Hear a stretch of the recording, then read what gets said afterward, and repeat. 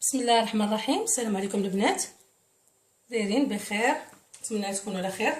غادي نديرو انا وياكم واحد عجين صابلي. غادي نديرو به واحد الطورطه بالفواكه ولا كريم ديال الحامض. كريم في بلاصه لا كريم باتيسير غادي نديرو لا كريم ديال الحامض. غادي نبداو على بركه الله بالمقادير. عندنا هنايا واحد 250 غرام ديال الطحين ابيض او الطحين فورس. 250 غرام انا غربلته. غادي ندير معاه قبيصه ديال الملحه. عندي هنايا واحد الصفار ديال البيضه. عندي هنا 125 غرام ديال الزبده. انا هنايا الزبده الممتازه، الزبده ديال الاكل هذه، ماشي الزبده مارغرين وماشي الزبده ديال الاخرى النباتيه. عندي هنايا واحد 2 معالق كبار ديال السكر كلاصي، هذا السكر سبيسيال، اللي عندها العادي دير العادي ماشي مشكل. هنا عندي غادي نهز 4 المعالق ديال الماء بارد. نبداو على بركه الله. في الاول غادي نحاولوا ما امكن نخلطوا طحين. عندنا هذيك القبيصه ديال الملح كي قلنا. غادي ناخذوا هاد 2 معالق ديال السكر كلاصي، السكر الثقيل حتى هو نغربلوهم.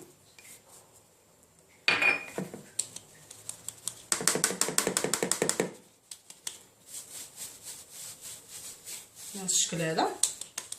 غادي نضيفوا الزبده. الزبده تكون بحراره المطبخ، ولكن تكون ما تكونش سخونه، تكون بارده شويه باش تعطينا الطعم فاش نكونوا نبغوا نخلطوها مع الطحين. حيت الطحين دابا غادي نحاولوا ما امكن اننا نضيفوا هاد 125 غرام. البنات هاد العجين الصابلي دائما في المقادير كنديروا الزبده الضيف ديالها الطحين. انا هنايا غادي نحاول غير بالاصابع نرمل هاد الطحين بهاد الزبده. من نديروش يدينا كاملين، غير الاصابع، اطراف الاصابع هكا حتى ترمل، ما تبقاش تبان لينا الزبده. ندمج مع الطحين، تخلط هي وياه. عاد باش غادي نضيفوا البيض ودوك 4 معالق ديال الماء. انا غنستعمر هكا ونرجع معكم. ها هي واجده. غادي دابا ناخذوا هذاك الصفار ديال البيض باش يبان لكم. حطوا البيض. غادي نضيفوا ليه 4 معالق ديال الماء بارد. بسم الله. وحده، جوج، 3، 4. غادي نضيفو هكا. كاين البنات اللي كيدير البيضه كلها، انا درت غير الصفار. كيصرى عندنا هذا الخليط على هذا الشكل هذا صافي. وكنضيفوه للعجين.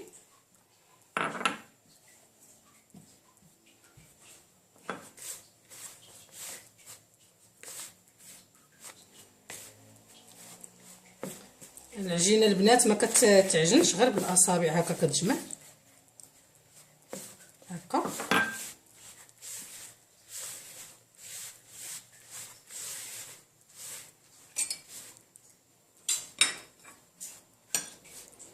ها كنجمعوها.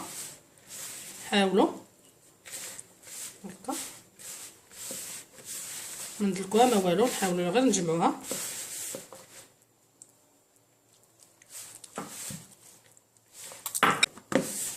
تصبح معنا على هذا الشكل هذا.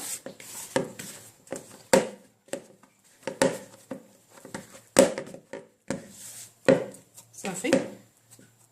هي العجينه الصابلي ديالنا او العجين المرمل جاهز باش نخدموا به لي طارط ديالنا.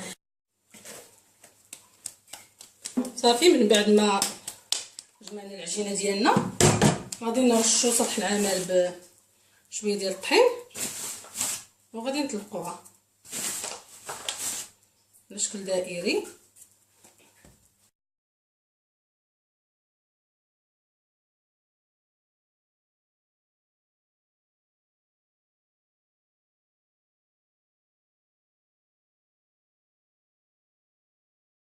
كيف ما كتشوفوا البنات العجين ديالنا ما كيتقطعش بزاف.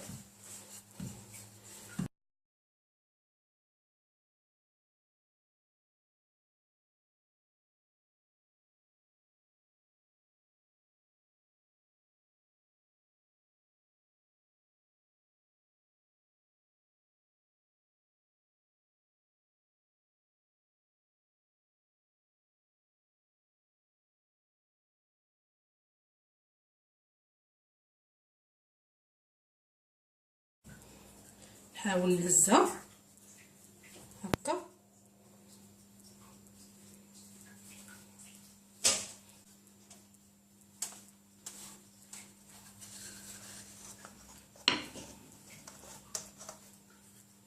كنحاولوا نعطيو الشكل ديال المول للعجين،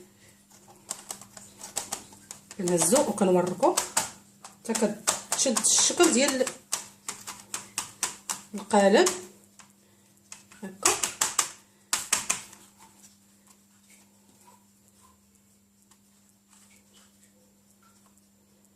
كنحاولوا البلاصه اللي ما فيهاش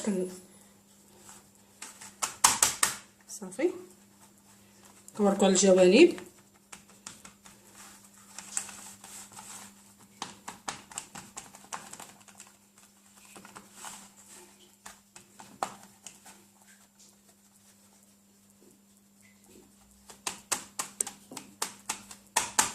بهذا الشكل هذا نحاولوا نقادو بحال هاد البلايص البنات كيبقاو خاويين هكا، نديرو لهم هكا.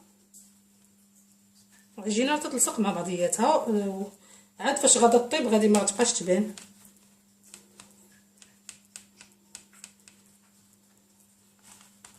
هكا صافي. انا فراشها على 180 درجه. غادي ناخذوا فرشيط وغادي نثقبو هكا باش ما تنفخش لينا. غادي غير نثقبها مزيان وغادي ندخلها، نشعل عليها العافيه تطيب. نحاولوا نردوا لها البال باش ما تحرقش. هاد العجينه البنات غير كطيب، ما غاديش نقول لكم التوقيت اللي غطيب فيه، كل وحده والفران ديالها. كل سيده كتعرف الفران ديالها واش خفيف ولا ثقيل في الطياب.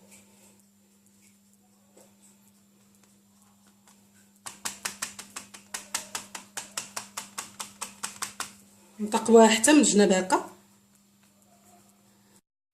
ايوا البنات من بعد ما طابت لينا العجينه ديالنا كتجي على هذا الشكل هذا. نحاولوا نحيدوا لها هذا من تحت صافي. غادي نديروا لها لاكريم ديال الحامض اللي قلت لكم، هي هذه كريمه الحامض. غادي نديرها لكم في فيديو اخر بوحديها باش ما يجيش الفيديو طويل. بسم الله. بهذا الشكل هذا كتجي زوينه البنات، صدقوني ما غتندموش الا درتوها، وغتبقى ديما هي المعتمده عندكم هذه الطريقه اللي درت لكم اليوم.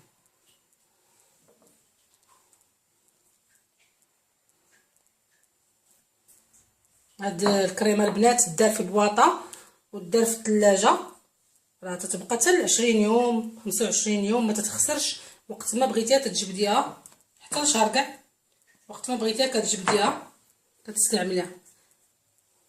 غادي نزينها بشويه ديال الفريز، بشويه ديال الكيوي. كيف كنعرفوا الفريز والكيوي كيكونوا محمضين حتى واحد شويه، غيجي المذاق ديالهم مع هاد المذاق ديال الحامض. غادي ندوز نزينها ونتلاقى معكم. هنا البنات قطعنا الفريز على شكل طولي هكا. غادي نضربوا التور الاول بحال هكا بفريز، نحاولوا نغطسوا شويه في الكريمه بهذا الشكل هذا. غنديروا دوره ديال الكيوي،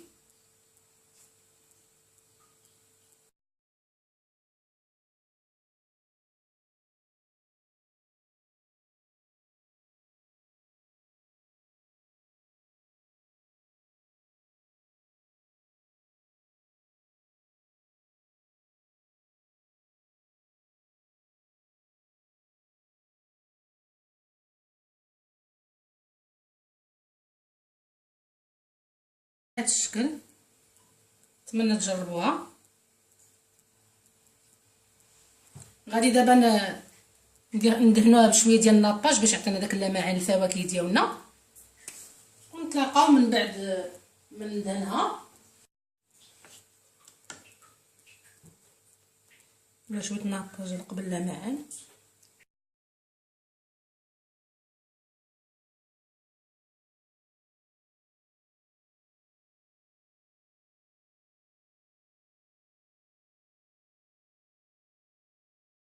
كنتمنى البنات هاد لاطاق تنال الاعجاب ديالكم، وكيف العاده اللي عجباتو وعجبو الفيديو يدير ليا لايك، ما تبخلوش عليا باللايك ديالكم. صافي كتجي على هذا الشكل هذا. وكيف العاده اللي دخلت القناه ديالي وما مابونياش معايا تابونا بالضغط على المربع الاحمر وتفعيل الجرس. كنتمنى ينال الاعجاب ديالكم هذا الفيديو. الى اللقاء في فيديو اخر ان شاء الله.